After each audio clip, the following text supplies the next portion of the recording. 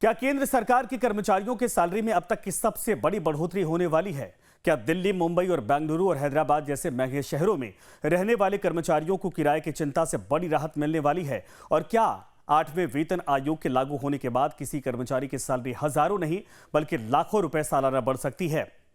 नमस्कार, मैं हूं आपके साथ संजय यादव। आप देख रहे हैं लाइव टाइम्स। आज हम बात करेंगे 8th पे कमीशन यानी कि 8वां वेतन आयोग की, जहां कर्मचारी संगठनों की तरफ से 40% एचआरए, बेहतर फिटमेंट फैक्टर और सैलरी में बड़े इजाफे की मांग उठ रही है।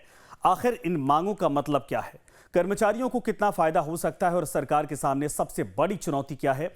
आइए विस्तार से आपको समझाते हैं। 8वां वेतन आयोग आखिर क्या है? सबसे पहले समझिए कि वेतन आयोग यानी कि पे कमीशन केंद्र सरकार के कर्मचारियों और पेंशनर्स के वेतन और भत्तों और पेंशन की समीक्षा करने वाली व्यवस्था है। भारत में अब तक 7 वेतन आयोग लागू हो चुके हैं। हर वेतन आयोग का मकसद बदलती अर्थव्यवस्था, महंगाई और जीवन यापन की लागत को देखते हुए कर्मचारियों के वेतन में ढांचे में सुधार करना होता है।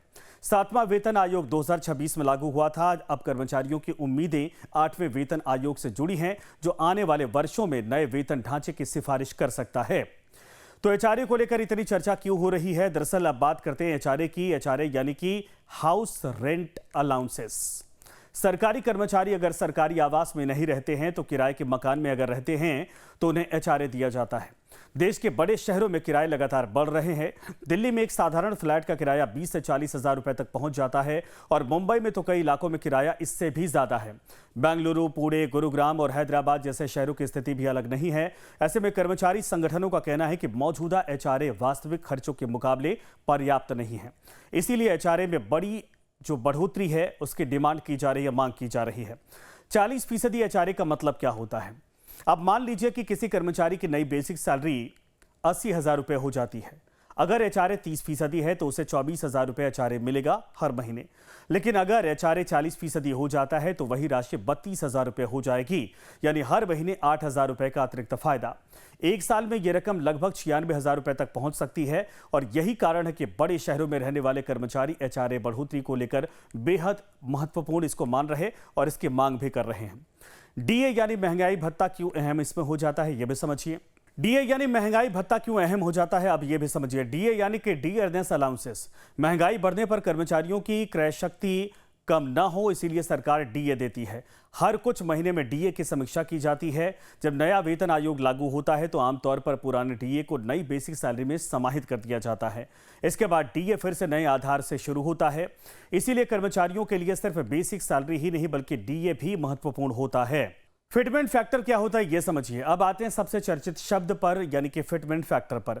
बहुत से लोग इस शब्द को सुनते हैं लेकिन समझ नहीं पाते। सरल भाषा में कहें तो फिटमेंट फैक्टर वो गुणक है जिसके जरिए पुरानी बेसिक सैलरी को नई बेसिक सैलरी में बदला जाता है।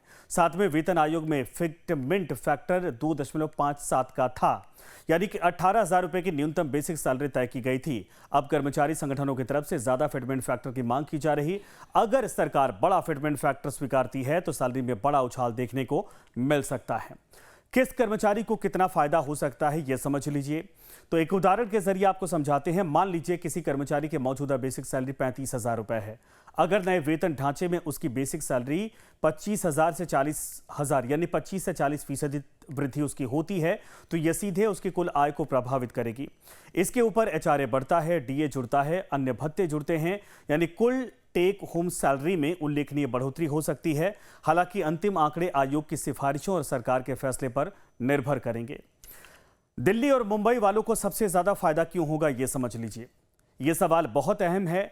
देश के छोटे शहरों और बड़े महानगरों में जीवन यापन की लागत में बड़ा अंतर है। दिल्ली में मकान किराया, बच्चों की शिक्षा, परिवहन और दैनिक खर्च छोटे शहरों की तुलना में कहीं ज्यादा है। मुंबई में तो घर का किराया ही कई परिवारों के बजट का सबसे बड़ा हिस्सा होता है। इसीलिए एचआरए बढ़ने का सबसे बड़ा फायदा उन्हीं कर्मचारियों को मिलेगा जो महंगे शहरों में रह रहे हैं।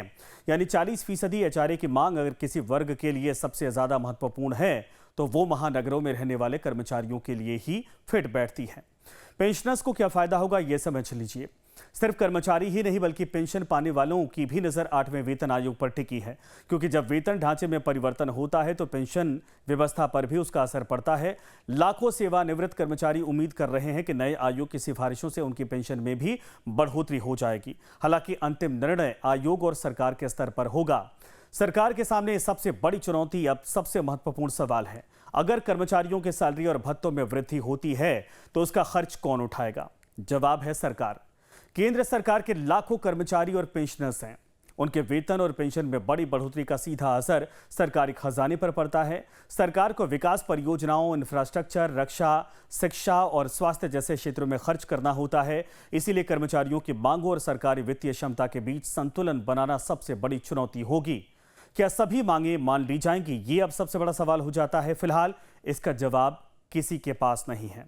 ऐसे में सरकार से जो उम्मीदें हैं लोगों की, क्या वाकई में वो पूरी होंगी? क्योंकि अगर 8वां पे आयोग लागू होता है तो 40% एचआरए प्लस डीए बढ़ने की जो मांग की जा रही है, इससे बहुत सारे लोगों को एक मोटी रकम मिलेगी। इससे बहुत सारे काम वो करेंगे। पेंशन वाले लोग भी उम्मीद कर रहे हैं और बहुत सारे परिवार हैं जो उम्मीद कर रहे हैं कि सरकार उनकी मांगों को सुने, क्योंकि काफ़ी साल यानी 10 साल हो गए। 10 साल के बाद सैलरी बढ़ने की उम्मीदें इन सभी परिवारों की तरफ से लगाकर रखी गई हैं। अगर ये वीडियो आपको पसंद आई तो लाइक, शेयर और सब्सक्राइब करना ना भूलें।